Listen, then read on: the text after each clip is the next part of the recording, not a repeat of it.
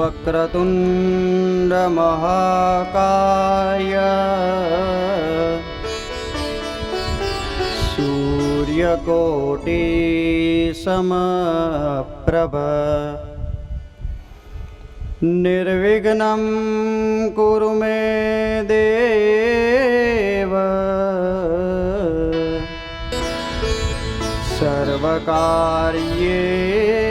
सर्वकार्येषु सर्वदा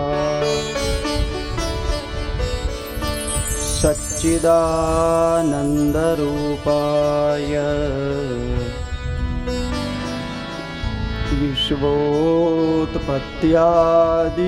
विश्वोत्पत्त्यादिहेतवे तापत्रयविनाशाय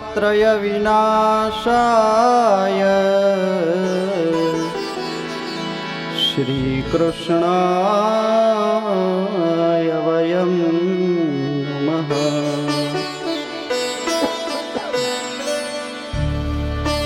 वासनाद्वासुदेवस्य वासितं भुवनत्रयं सर्वभूतनिवासोऽसि श्रीवासुदेव नमोऽस्तुते।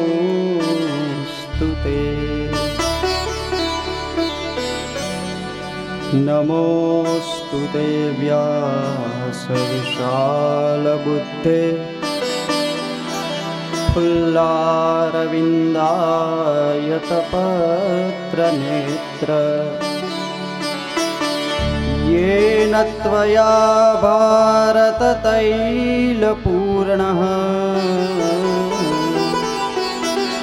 प्रज्वालितो ज्ञानमयप्रदीपः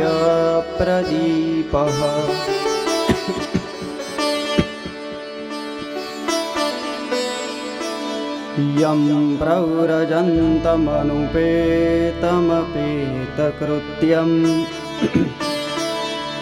द्वैपायनो विरहकातराजुहाव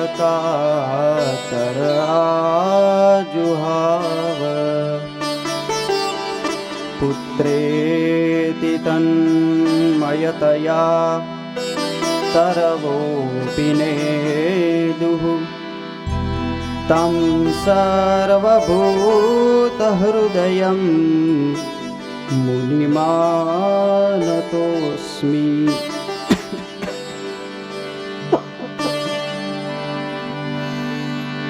या कुन्देन्दुतुषारहारधवला या शुभ्रवस्त्रावृता या वीणावरदण्डमण्डितकरा या श्वेतपद्मासना या ब्रह्माच्युतशङ्करप्रभृतिभिर्देवैः सदा वन्दिता सा मां पातु सरस्वती भगवती निःशेषजाड्यापः।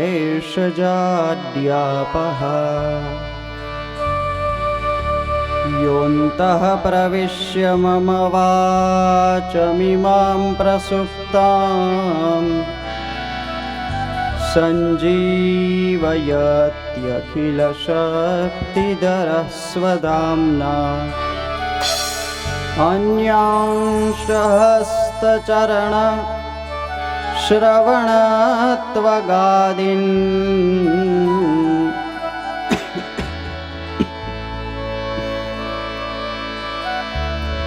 प्राणान्नमो भगवते पुरुषाय तुभ्यम्। गुरुर्ब्रह्मा गुरुर्विष्णुः गुरुर्देवो महेश्वरः गुरुः साक्षात् परब्रह्म તસ્मै શ્રી ગુરવે નમઃ. તસ્मै શ્રી ગુરવે નમઃ. તસ્मै શ્રી ગુરવે નમઃ.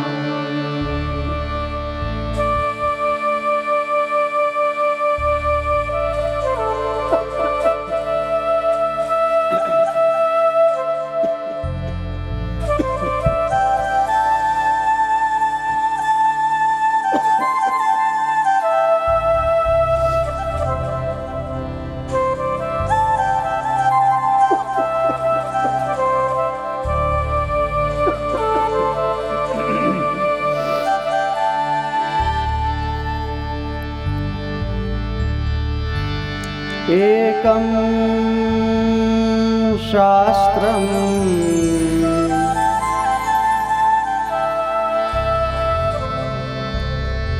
देवकी पुत्रगीतम्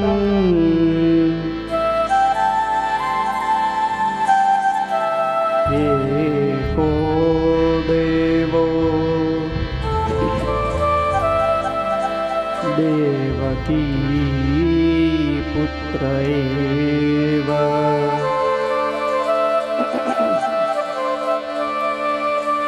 एको मंत्रो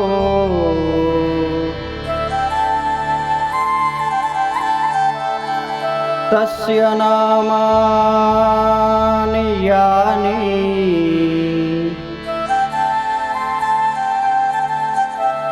परमाप्येकम्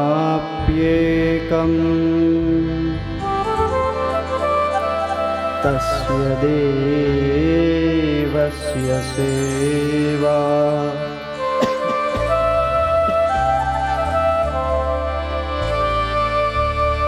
एकं शास्त्रम्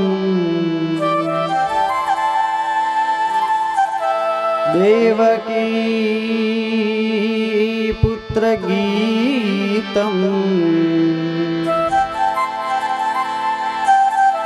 एको देवो देवकी पुत्र एव.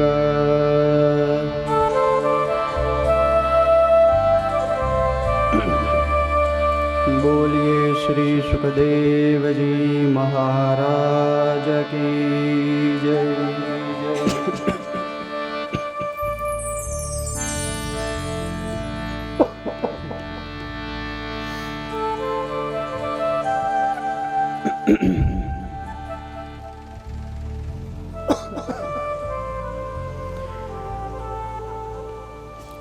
कुलदेवता श्री चांपलमल दादा, सती माता सुरधन दादा एमज कुलदेवी श्री उमिया माताजी અને કરદેવી શ્રી બહુચરા માતાજીનું કથા સત્રના પ્રારંભમાં સ્મરણ કરી સાષ્ટાંગ વંદન કરી ભાગવત કથાના શ્રવણ માટે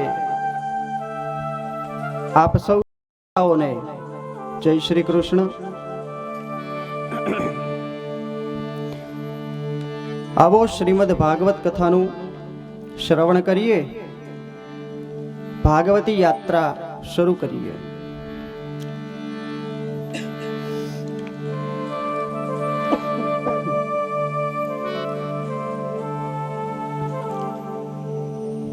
આપણે પ્રાતઃ સત્રમાં જોયેલું બ્રહ્માજી નારદજીને સૃષ્ટિના પ્રારંભવાદની કથા કહે છે. આ સૃષ્ટિનું સર્જન કેવી રીતે થયું એની કથા બ્રહ્માજી કહે છે.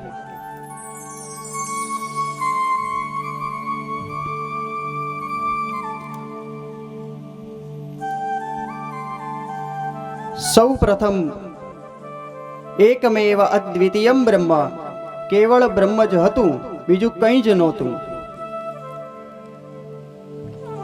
વ્યાકરણની દ્રષ્ટિએ બ્રહ્મ એ નપુંસકલિંગ છે. બ્રહ્મ હતો એમ ન કહેવાય, માટે પુલ્લિંગ નથી.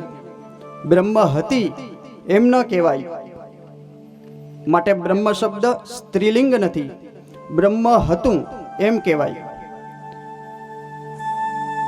વ્યાકરણની દ્રષ્ટિએ બ્રહ્મ શબ્દ નપુંસકલિંગ છે. બ્રહ્મ ન તો પુરુષ છે ન તો સ્ત્રી છે. એ બ્રહ્મએ એકમાંથી અનેક થવાની ઈચ્છા વ્યક્ત કરી.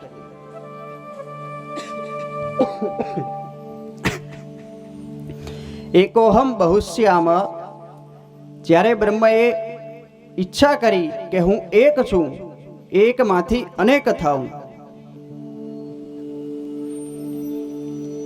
ત્યારે એ બ્રહ્મએ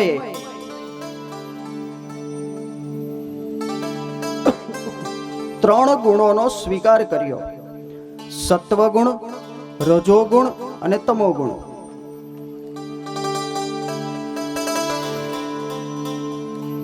બ્રહ્મ એ નિર્ગુણ નિરાકાર છે. એ નિર્ગુણ નિરાકાર કંઈ ન કરી શકે, એટલા માટે એણે ત્રિગુણ સત્વ, રજ અને તમ એનો સ્વીકાર કર્યો. એમાં કાળ નામનું ચોથું તત્વ ઉમેરાયેલું. આ સત્વ, રજ અને તમ એને જ પ્રકૃતિ કહેવાય. એમાં કાળ નામનું ચોથું તત્વ ઉમેરાયું. એનું મહત્તત્વ થયું.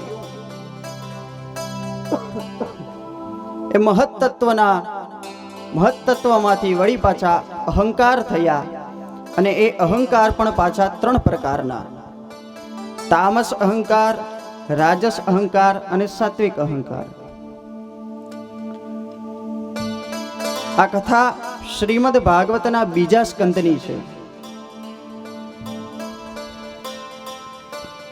બીજા સ્કંદમાં આ સૃષ્ટિનું સર્જન કેવી રીતે થયું એ બતાવવામાં આવ્યું છે. વળી પાછું આને આજ ત્રીજા સ્કંદમાં બતાવવામાં આવ્યું છે. અને વળી પાછું ભાગવતમાં જ એકાદશ સ્કંદ 11મા સ્કંદમાં બતાવવામાં આવ્યું છે.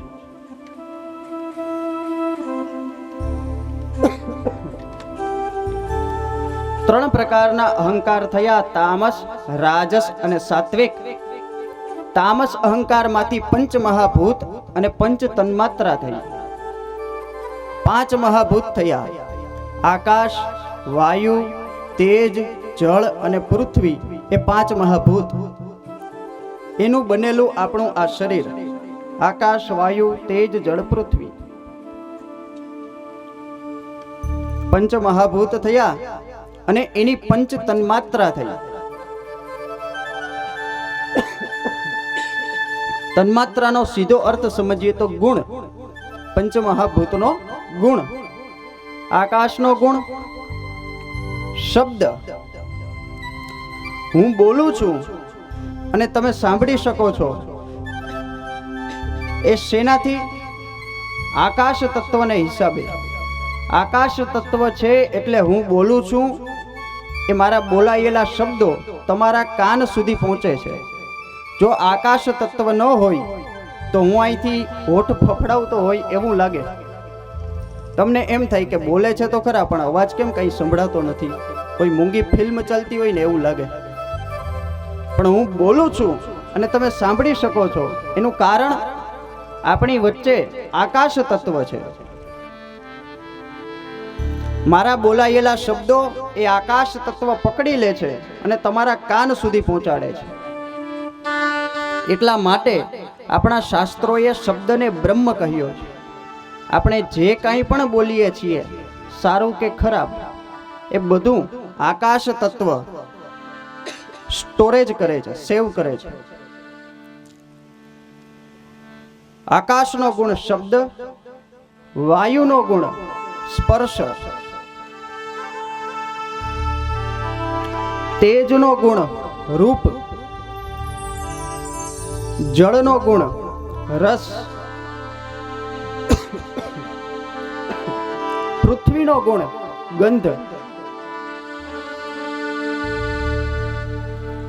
આ તામસ અહંકારનો પરિવાર છે. 5 મહાભૂત અને 5 તન્માત્રા.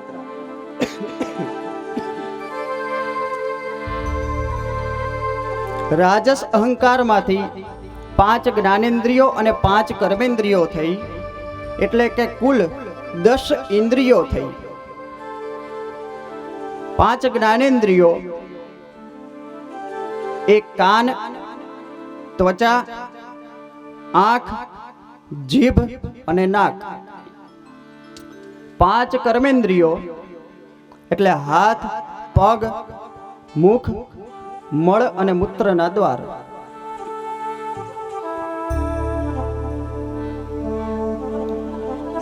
આ તામસ અહંકારનો પરિવાર છે, રાજસ અહંકારનો પરિવાર છે. હવે સાત્વિક અહંકારમાંથી મન અને બુદ્ધિના દેવતાઓ થયા.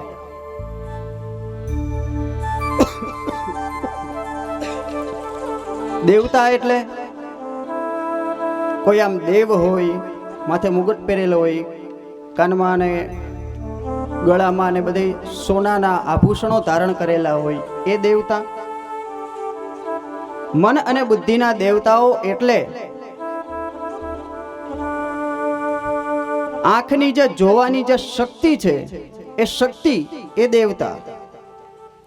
કાનની સાંભળવાની જે શક્તિ છે એ જે શક્તિ છે એ કાનના દેવતા. વાણીની બોલવાની જે શક્તિ છે એ શક્તિના જે દેવતા, એ જે શક્તિ છે એ દેવતા.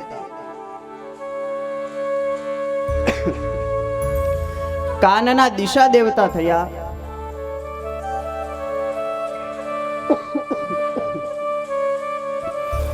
ત્વચાના વાયુ દેવતા, આંખના સૂર્યનારાયણ, જીભના વરુણ દેવતા,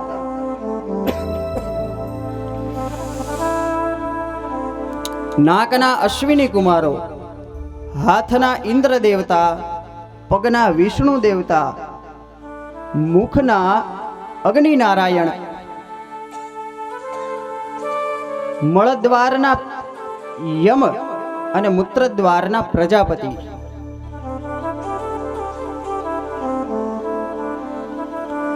સૂર્યનારાયણની કૃપા ન હોય તો આંખે આપણે જોઈ ન શકીએ. અગ્નિ નારાયણની કૃપા ન હોય તો આપણે બોલી ન શકીએ.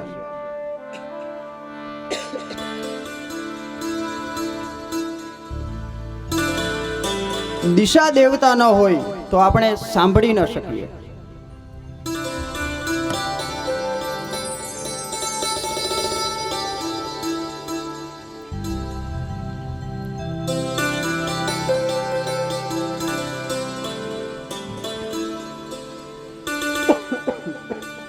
તામસ અહંકારમાંથી 5 મહાભૂત થયા, 5 તન્માત્રા થઈ. તામસ અહંકારનો 10 તત્વોનો પરિવાર, રાજસ અહંકારનો 10 ઇન્દ્રિયોનો પરિવાર. 10 + 10 = 20.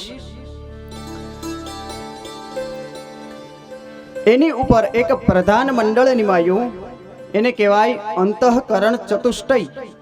એનું નામ આપ્યું. આપણે સામાન્ય રીતે બોલચાલની ભાષામાં નથી બોલતા, મારું અંતર એમ કહે છે. આપણે આ વાક્યનો પ્રયોગ ઘણી બધી વખત કર્યો છે. મારું અંતર એમ કહે છે. શું કહે છે અંતર? પછી એને જો વિચાર હોય એ વ્યક્ત કરે એટલે ખબર પડે, એનું અંતર ઈ કહે છે. આ અંતઃકરણ ચતુષ્ટય 4નું ઝુમખું છે. મન, બુદ્ધિ, ચિત્ત અને અહંકાર એ અંતઃકરણ ચતુષ્ટય આવે છે. મનના દેવતા છે ચંદ્રમા, બુદ્ધિના દેવતા છે બ્રહ્મા, ચિત્તના દેવતા છે નારાયણ અને અહંકારના દેવતા છે ભગવાન શિવ. અહીંયા અહંકાર એટલે પ્રાઉડના અર્થમાં નહીં, ગર્વના અર્થમાં નહીં, પણ સેલ્ફ કોન્શિયસનેસ.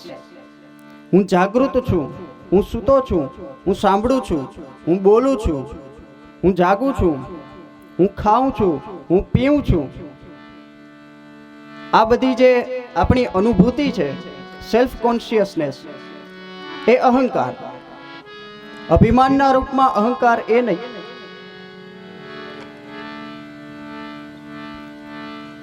હકીકતમાં આ ચાર નથી, એક જ વસ્તુ છે. આ અંતઃકરણ ચતુષ્ટય એ જ્યારે મનન કરે ત્યારે એને મન કહેવાય. આ અંતઃકરણ ચતુષ્ટય જ્યારે નિર્ણય કરે, કોઈ વસ્તુ નક્કી કરે, ત્યારે એને બુદ્ધિ કહેવાય. આ અંતઃકરણ ચતુષ્ટય એમાં જે આત્મા ચૈતન્ય છે એ ચિત્ત છે.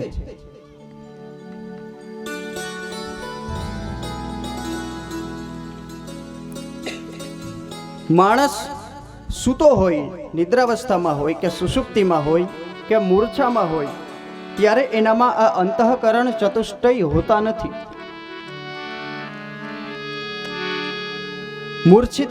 મૂર્છિત અવસ્થામાં હોય માણસ, અને પાસે જઈ અને ફૂલની માળા પહેરાવો તો એને કાંઈ ખબર નથી, એને કાંઈ ફેર પડવાનો નથી.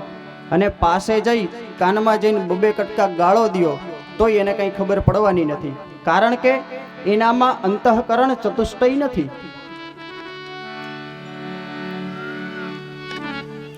પણ યોગના માર્ગમાં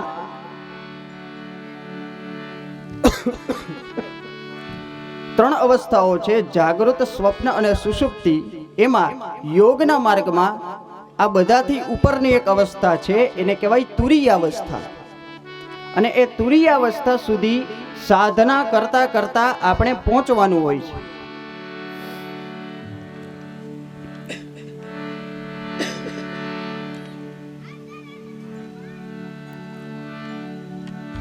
આ તુરીય અવસ્થા એ આપણે પ્રાપ્ત કરવાનું હોય છે.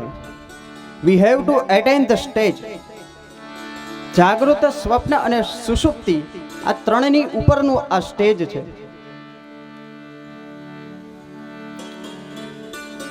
અને એ અવસ્થામાં પણ અંતઃકરણ ચતુષ્ટય હોતા નથી, કારણ કે યોગી એ પરબ્રહ્મમાં લીન થઈ ચૂક્યો હોય છે.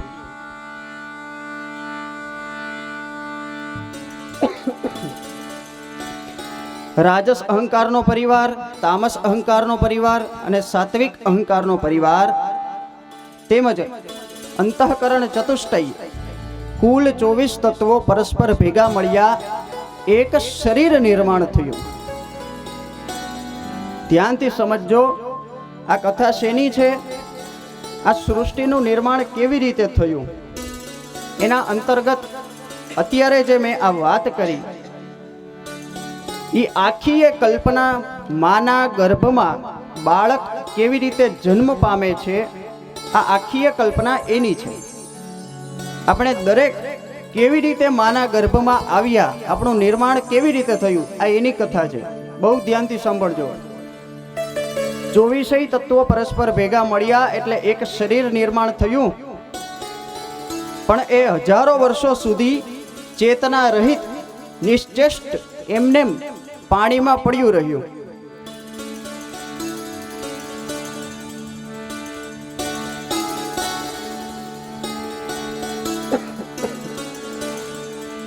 પછી એમાં 25માં પ્રાણ નામના તત્વે પ્રવેશ કર્યો, એટલે એ ચેતના વગરના શરીરમાં ચેતન આવ્યું, પ્રાણ આવ્યું.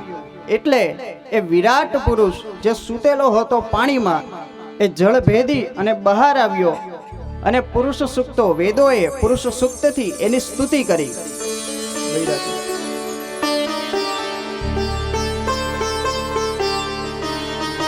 પુરુષમ પુરુષ સૂક્તેન, વેદોએ પુરુષ સૂક્તથી સ્તુતિ કરી. હરિ ઓમ સહસ્ર શીરેખા પુરુષ સહસ્રાક્ષ સહસ્રપાત सभूमिग्गो सर्वतस्प्रत्वात् तिष्ठद्दशाङ्गुलम् पुरुष एवेदग्गो सर्वं यद्भूतं च भाव्यम् उताम्रतत्वशेषानो चदन्नेनातिरोहति एतावानस्य महिमा तोज्यायांश्च पूरुकः पादोस्य विश्वाभूतानि त्रिपादस्यामृतं दिवि त्रिपादूर्ध्व उदैत्पुरुकः पादोस्येह भवत् पुनः ततो विक्वन्व्यक्रामत्शासनानशने अभि ब्राह्मणोस्य मुखमासीद् बाहुराजन्यः कृतः ऊरु तदस्य जद्वैश्यः पदव्याग्रशूद्रो अजायत जग्नेन जग्नमयजन्त देवास्तानि धर्माणि प्रथमान्यासन् तेहनाकं महिमानः सचन्द्र जत्र पूर्वे साध्याः सन्ति देवाः। पुरुषं पुरुषसूक्तेन वेदोए पुरुष सूक्तથી સ્તુતિ કરી આ વિરાટ પુરુષ એ જ નારાયણ. નારહ આપહ જળ, નારહ એટલે પાણી, જળ એમાં અયન, નારાયણ નારહ અયન, જળમાં જે સૂતેલા છે તે નારાયણ, પાણીમાં જે શયન કરે છે એ નારાયણ. એ નારાયણની નાભીમાંથી કમળ થયું અને કમળમાં બ્રહ્મા થયા.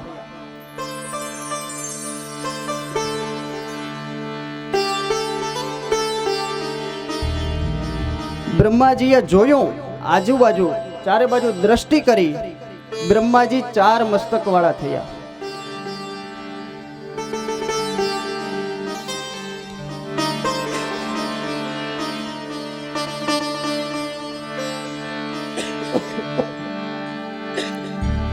બ્રહ્માજીએ વિચાર કર્યો, હું આ કમળના આધારે, તો આ કમળ કોના આધારે?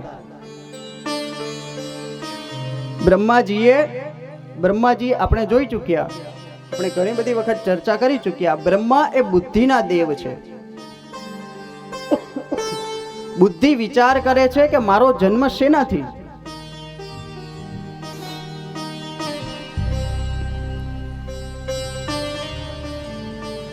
કસ્ત્વમ કોહમ કુત આયાતઃ કામે જનની કોમે તાતઃ. શંકરાચાર્યજીએ ચરપટ પંજરિકા સ્તોત્રમાં લખ્યું, મારી માતા કોણ, મારો પિતા કોણ, મારો જન્મ શેનાથી થયો છે? બ્રહ્મા એ બુદ્ધિના દેવ છે. બ્રહ્માજી વિચાર કરે છે, હું આ કમળના આધારે, તો કમળ કોના આધારે? એવી કથા આવે છે કે બ્રહ્માજીએ કમળની દાંડલીમાં પ્રવેશ કર્યો અને 100 વર્ષો સુધી દાંડલીનો છેડો, દાંડલીનો અંત ગોતવાની કોશિશ કરી. વર્ષો સુધી જતા રહ્યા, નીચે જતા રહ્યા બ્રહ્માજી, પણ કમળની દાંડલીનો છેડો જડ્યો નહીં. એટલે બ્રહ્માજીએ વિચાર કર્યો કે આમ ને આમ જો કમળની દાંડલીનો છેડો ગોતવા જઈશ ને તો હું જ ભૂલો પડી જઈશ. એટલા માટે પાછો જ્યાં હતો ત્યાં આવી જાઉં. એટલે બ્રહ્માજી પાછા જ્યાં હતા ત્યાં કમળ ઉપર આવી ગયા.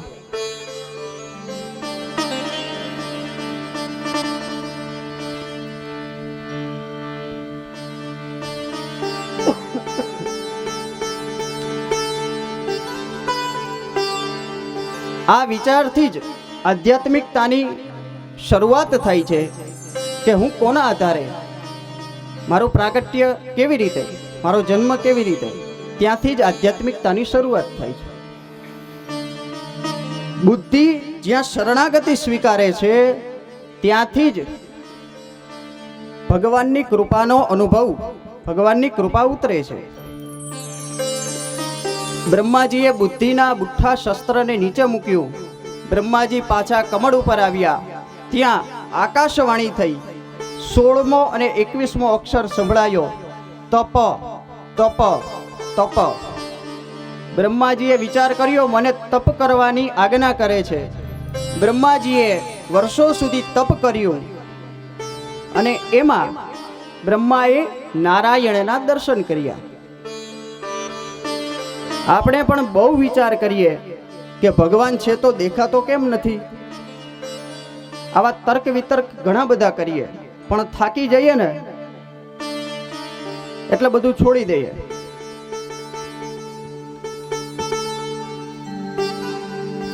મચ્છર અને ગરુડ એ બેની વચ્ચે હરીફાઈ લાગી કે આકાશ એની ઊંચાઈ કેટલી છે એ માપીએ. મચ્છર અને ગરુડ એ બંને ગયા. હવે મચ્છરની શક્તિ કેટલી અને ગરુડની શક્તિ કેટલી?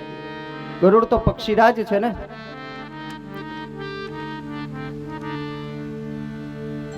મચ્છર પોતાની શક્તિ પ્રમાણે ઊંચું ઉડ્યું, થાકી ગયું એટલે મચ્છરે પોતાનો નિર્ણય જાહેર કર્યો, આકાશ અનંત છે. ગરુડની શક્તિ વધારે હોય. ગરુડ ઉડતું રહ્યું, ઉડતું રહ્યું, ઉડતું રહ્યું, ઉડતું રહ્યું. અંતે ગરુડ પણ થાકી ગયું, પાછું આવ્યું અને એણે પણ પોતાનો નિર્ણય જાહેર કર્યો, આકાશની ઊંચાઈ અનંત છે. નિર્ણય એક છે, પણ પેલા કોણ પહોંચ્યું? મચ્છર. એટલે જાજે ભાગે શહેરી માણસો કરતા ગામડાવાળા વહેલા પહોંચી જાય છે. આવું બને. શહેરના લોકોને બહુ વિશ્વાસ ન થાય, આવું બધું થોડું હોય, આમ હોય, તેમ હોય, કારણ કે બહુ ભણ્યા ને. આઈક્યુ ઊંચો ગયો, એસક્યુ અને ઈક્યુ એ હવે તળિયે આવી ગયો. આ હું આઈક્યુ, એસક્યુ, ઈક્યુ. બહુ ભણ્યા એટલે આઈક્યુ, ઇન્ટેલિજન્ટ ક્વોશન્ટ, બુદ્ધિની તર્કની ક્ષમતા એ બહુ ઊંચી થવા લાગી. પણ એસક્યુ અને ઈક્યુ, ઈક્યુ એટલે ઇમોશનલ ક્વોશન્ટ, લાગણી એ જતી રહી. એસક્યુ સ્પિરિચ્યુઅલ ક્વોશન્ટ, આ બંને ડાઉન થઈ ગયા, હાવ નીચે આવી ગયા, તળિયે બેસી ગયા. એટલા માટે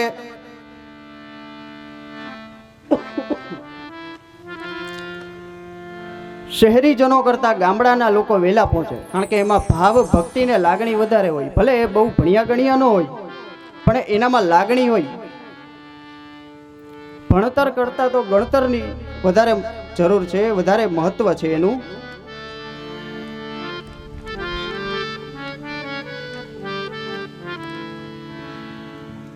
બ્રહ્માજીએ તપશ્ચર્યા શરૂ કરી, વર્ષો સુધી તપ કર્યું. બ્રહ્માજીને ધ્યાનમાં ભગવાનના દર્શન થયા. સ્વરૂપ કેવું હતું? શાંતાકારમ ભુજગશયનમ પદ્મનાભમ સુરેશમ વિશ્વાધારમ ગગનસદૃશમ મેઘવર્ણમ શુભાંગમ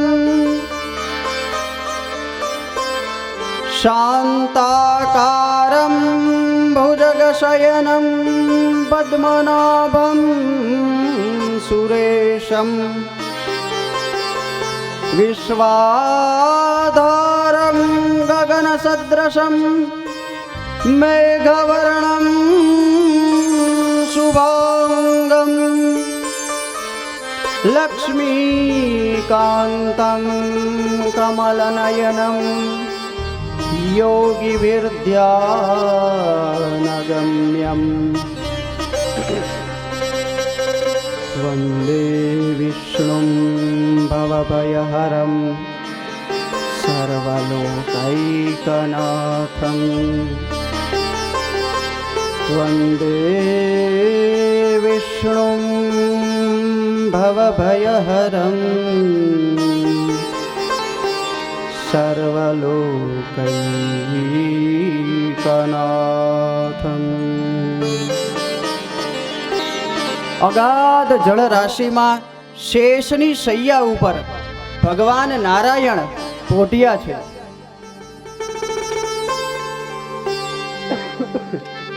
એ નારાયણની નાભીમાંથી કમળ જોયું બ્રહ્માજીએ, અને એ કમળની ઉપર બ્રહ્માએ પોતાને જ બેઠેલા જોયા. હવે ખબર પડી હું આ કમળના આધારે અને આ કમળ એ નારાયણના આધારે. બ્રહ્માજીને ખ્યાલ આવ્યો આ કમળ એ કમલ નયનના આધારે છે. બ્રહ્માએ ભગવાનના દર્શન કર્યા. બ્રહ્માજીએ ફરી સ્તુતિ કરી. ભગવાને કહ્યું, હે બ્રહ્મા, તમારી ઉપર અનુગ્રહ કરીને, કૃપા કરીને મેં મારા સ્વરૂપના એકવાર તમને દર્શન કરાવ્યા છે. હવે મારી આજ્ઞા છે કે આપ સૃષ્ટિના સર્જનનું કાર્ય કરો. બ્રહ્માજીએ કહ્યું, ભગવાન, હું સૃષ્ટિના સર્જનનું કાર્ય તો કરું આપની આજ્ઞાથી, પણ મને મારા સર્જનમાં મોહ ન થાય એવું જ્ઞાન આપો. જો એમ થશે તો હું મારા જ સર્જનમાં બંધાઈશ. ભગવાને કહ્યું, એ બહુ સારું થયું બ્રહ્મા, હું તમને ચતુશ્લોકી ભાગવતનો ઉપદેશ કરું છું. કેવળ 4 શ્લોકમાં ભગવાને આદિનારાયણે બ્રહ્માજીને ચતુશ્લોકી ભાગવતનો ઉપદેશ કર્યો.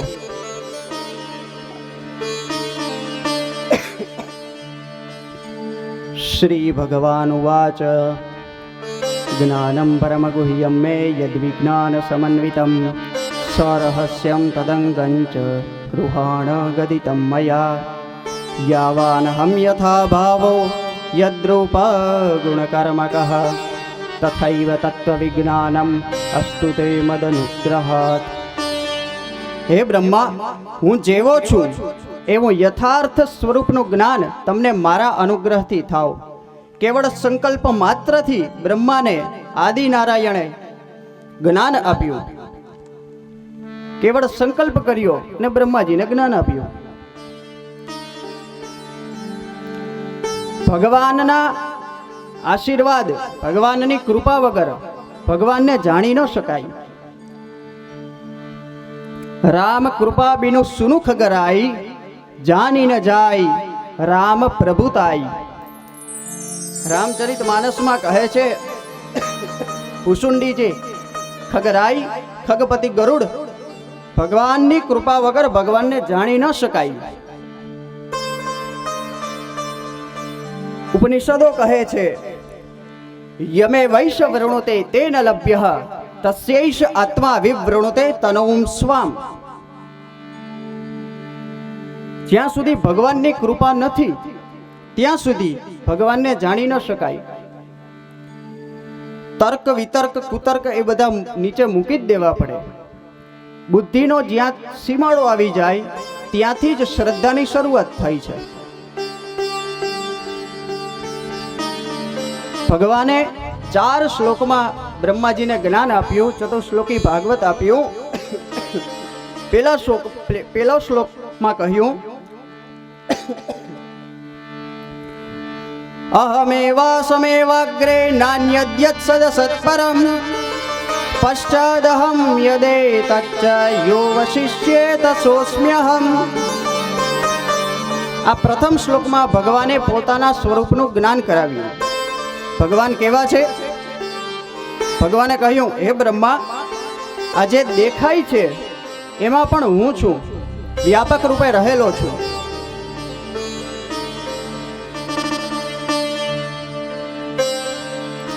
આ જે કાંઈ દેખાય છે એ નહોતું ત્યારે પણ હું હતો, અને આ જે કાંઈ પણ દેખાય છે એ નહીં હોય ત્યારે પણ હું તો હોઈશ જ.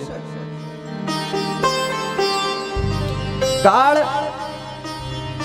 દરેકનો નાશ કરે છે, બધાયનો નાશ કરે છે, પણ કાળ પણ જેનો નાશ નથી કરતો, કાળ પણ જેનો વાળ વાંકો નથી કરી શકતો, એ જે શેષ શક્તિ છે એ ભગવાન છે, એ ઈશ્વર છે. યહ અવશિષ્યતે સહ અસ્મિ અહમ, સહ અહમ અસ્મિ. ભગવાન કાળ અબાધિત છે, ભગવાન ત્રિકાલ સત્ય છે. એટલે શું? ભગવાન એની સાથે ભૂતકાળ, ભવિષ્યકાળ અને વર્તમાનકાળ આ શબ્દો નથી લાગતા. ત્રિકાલ અબાધિત છે. ભૂત, ભવિષ્ય અને વર્તમાન એ આપણા માટે લાગે, ભગવાન માટે આ શબ્દો નથી લાગતા. આપણે આજે છીએ, થોડા વર્ષો પહેલા આપણે આપણા જન્મ પહેલા નહોતા. આપણે અત્યારે છીએ એ આપણો વર્તમાન કાળ છે. પહેલા નહોતા એ આપણો ભૂતકાળ, અને આપણે ગુજરી જવું પડશે એ આપણો ભવિષ્યકાળ. આપણે નહોતા, અત્યારે છીએ, આવતીકાલે નહીં હોઈએ. ભૂત, ભવિષ્ય અને વર્તમાન આ ત્રણેય શબ્દ આપણી સાથે લાગે છે, ભગવાન સાથે લાગતા નથી. કારણ કે ભગવાન તો આદિ અનાદિ અનંત છે. એ પહેલા પણ હતા, અત્યારે પણ છે અને કાલે પણ હશે જ. બીજા શ્લોકમાં ભગવાને પોતાની માયાનું સ્વરૂપ બતાવ્યું. ઋતેર્થમ યત પ્રતીયેત ન પ્રતીયેત ચાપી તદ્વિદ્યા દાત્મનો માયામ યથા ભાસો યથા તમઃ.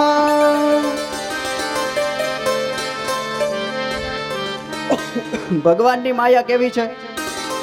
જે સાચું છે એને ખોટું બતાવે, અને જે ખોટું છે એને સાચું બતાવે.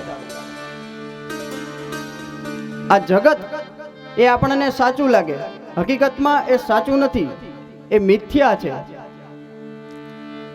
આ જગત એટલા માટે છે કારણ કે ભગવાન એમાં વ્યાપક રૂપે રહેલા છે.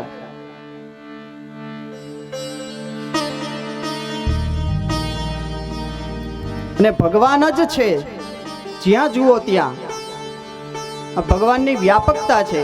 એ જ સત્ય છે, પણ એ આપણને દેખાતું નથી. એનું કારણ ભગવાનની માયા. બ્રહ્મ સત્યમ જગન મિથ્યા. બ્રહ્મ સત્ય છે અને જગત મિથ્યા, આવું શંકરાચાર્યજીએ કહ્યું. આ માયા છે ને એ પડછાયા જેવી છે. પડછાયો ક્યારે હોય? સૂરજ દાદા માથે તપતા હોય ત્યારે. ચંદ્ર આકાશમાં હોય, રાત્રે પડછાયો હોય ન હોય. સૂરજ દાદા માથે તપતા હોય ત્યારે જ પડછાયો હોય. પ્રકાશ હોય તો જ પડછાયો હોય. એ માયા એ છાયા જેવી છે. સંતોએ માયાના બે સ્વરૂપો કહ્યા. એક માયા એ આયા જેવી છે. આયાનું કામ શું? મોટા શહેરોમાં નાનું ફેમિલી હોય, માતા પિતા હોય અને નાના નાના છોકરા હોય. તે મા બાપ બંને જોબ કરતા હોય, નોકરી કરતા હોય, પણ સમયની બહુ મારામારી હોય, છોકરાને સાચવી ન શકતા હોય. એટલે એક બેન રાખે છોકરાને સાચવવા માટે, ઘરને સાચવવા માટે. એ બેનમાં પેલું છોકરું આસક્ત થાય, એને રમાડે, એવું બધું કરે, ત્યાં એના મા બાપ નોકરીએ વયા જાય. આ તમને આવું જોવા મળતું હશે શહેરમાં. એ બેન એને આયા કહેવાય. આ માયાનું કામ આયા જેવું છે. આમ આયા રૂપી માયા શું કરે છે? પેલી શું કરે છે? એના મા બાપથી એના છોકરાને છૂટો પાડે છે ને. મા બાપ વયા જાય નોકરી ધંધો કરવા, એટલે છોકરાને પોતે સાચવે છે, એના મા બાપથી છૂટો પાડે છે. એમ આ આયા રૂપી માયાનું કામ પણ એવું જ છે. આપણા મા બાપ એ ભગવાન છે. માયામાં ફસાયા એટલે ભગવાનથી, આપણા મા બાપથી આપણે છૂટા પડશું, સીધી વાત છે. પણ આ માયા કેવી રીતે છૂટા પાડે છે? ગાડી આપે, વાડી આપે, જુવાન થાય ત્યારે લાડી આપે. આ ગાડી, વાડી અને લાડી આ ત્રણેયમાં ફસાયો એટલે જુદો પડ્યો. પ્રથમ શ્લોકમાં ભગવાનનું સ્વરૂપ બતાવ્યું, બીજા શ્લોકમાં ભગવાનની માયાનું સ્વરૂપ બતાવ્યું. સંતોએ માયાના બે સ્વરૂપો કહ્યા, એમાં એક આયા સ્વરૂપી માયા, બીજી માયા છે એ માં જેવી છે. આ માં જેવી જે માયા છે એ શું કરે છે?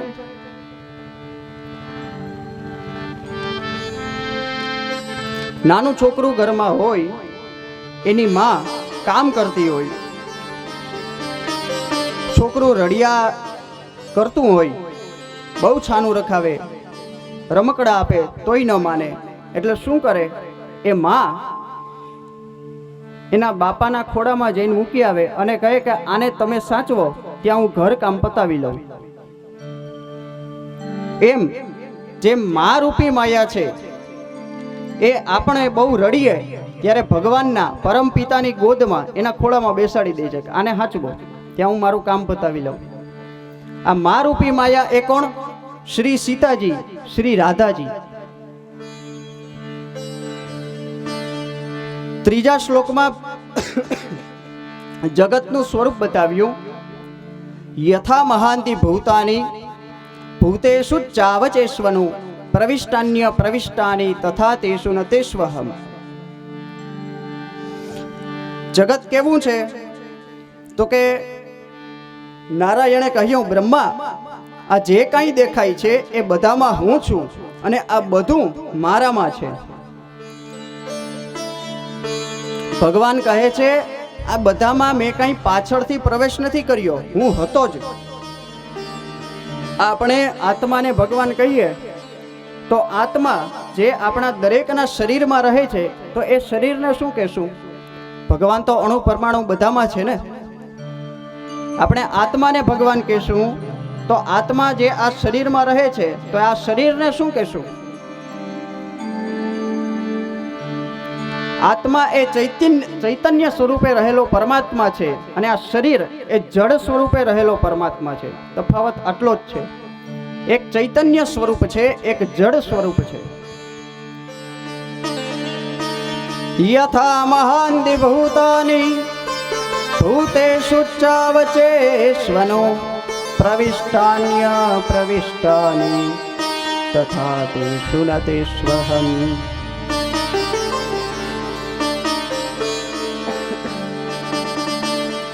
રામ પણ કેટલા આપણે ત્યાં?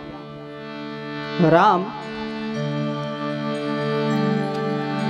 એક રામ દશરથ ઘર ડોલે. એક દશરથના દીકરા રામ. એક રામ દશરથ ઘર ડોલે, એક રામ ઘટો ઘટ બોલે, એક રામ કા સકલ પસારા અને એક રામ હે સબસે ન્યારા. આ બધું છે તેમ છતાં પણ, આ બધામાં હું છું તેમ છતાં પણ એણે કરેલા કર્મોથી ભગવાન લેપાતા નથી.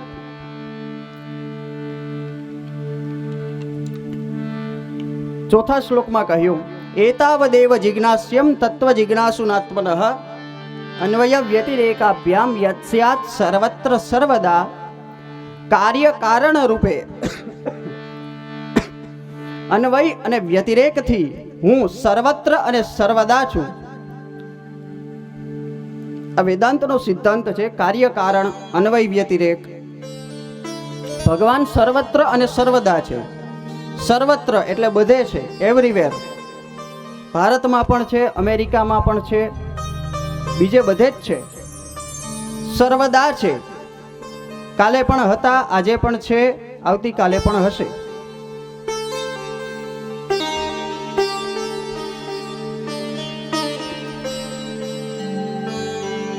કાર્ય કારણ સિદ્ધાંત અને અન્વય વ્યતિરેક સિદ્ધાંતથી ભગવાન સર્વત્ર અને સર્વદા છે. ચતુશ્લોકી ભાગવતનો ઉપદેશ કર્યો બ્રહ્માજીને.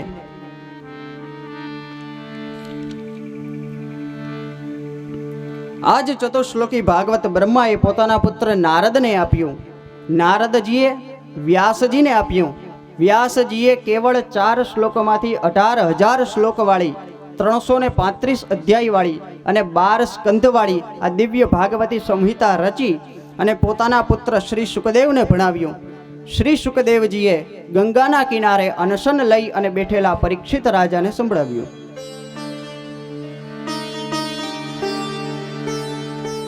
આ ભાગવત કથાનું શ્રવણ કરવા માત્રથી પરીક્ષિત રાજાને મુક્તિ થઈ. શ્રીમદ ભાગવત એ 10 લક્ષણ વાળું છે.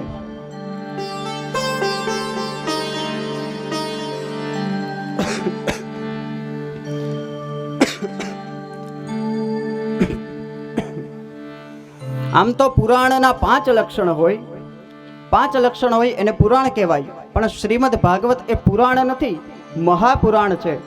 શ્રીમદ ભાગવતના 10 લક્ષણ બતાવ્યા છે. અત્ર સર્ગો વિસર્ગશ્ચ સ્થાનમ પોષણમૂતયઃ મન્વંતરેશાનુ કથા નિરોધો મુક્તિરાશ્રયઃ. સર્ગ, વિસર્ગ, સ્થાન, પોષણ, ઊતિ, મન્વંતર, ઈશાનુ કથા, નિરોધ, મુક્તિ અને આશ્રય, આ 10 લક્ષણ વાળું શ્રીમદ ભાગવત છે. ત્રીજા સ્કંધથી માંડી અને 12મા સ્કંધ સુધીના આ 10 લક્ષણો વર્ણવ્યા. 2 સ્કંધ બાકી રહ્યા, પેલો અને બીજો. પેલા સ્કંધને નામ આપ્યું અધિકાર લીલા, બીજા સ્કંધને નામ આપ્યું જ્ઞાન લીલા. જે અત્યારે આ જ્ઞાન લીલા, આ બીજો સ્કંધ એ અહીંયા પૂરો થયો. સ્વસ્તિ શ્રીમદ ભાગવતે મહાપુરાણે વૈયાસિક્યામ અષ્ટાદશ સહસ્ર્યામ પારમહંસ્યામ સંહિતાયામ સમાપ્તોયમ દ્વિતીય સ્કંધઃ. શ્રી દ્વારિકાધીશ કી જય. બીજું વાંગમય પુષ્પ ભગવાન શ્રી દ્વારિકાનાથના શ્રી ચરણોમાં સમર્પિત કરીએ. ત્રીજા સ્કંદનો આરંભ કરીએ એ પહેલા થોડી વાર હરિનામ સંકીર્તન કરીએ. જય જય રાધે રાધે શ્યામ, જય જય શ્રી વૃંદાવન ધામ. જય જય રાધે રાધે શ્યામ, જય જય શ્રી વૃંદાવન ધામ. જય રાધે રાધે શ્યામ, જય જય શ્રી વૃંદાવન ધામ. જય જય રાધે રાધે શ્યામ, જય જય શ્રી વૃંદાવન ધામ. જય જય રાધે રાધે શ્યામ, જય જય શ્રી વૃંદાવન ધામ.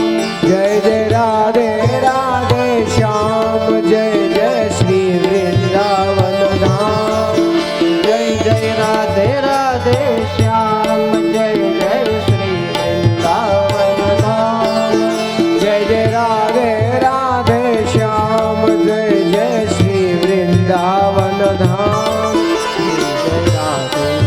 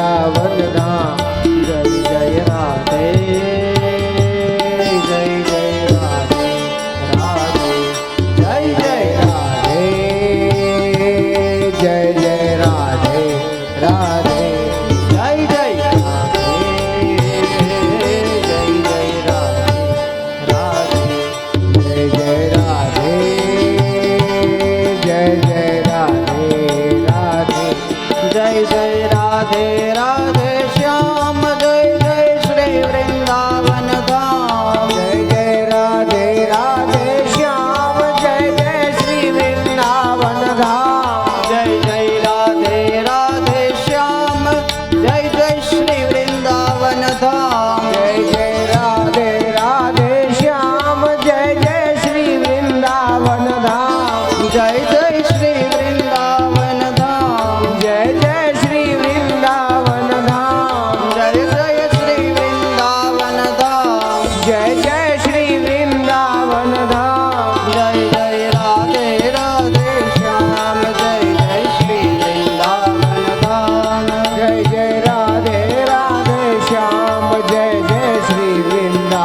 ધામ જય જય રાધે રાધે શ્યામ જય જય શ્રી વૃંદાવન ધામ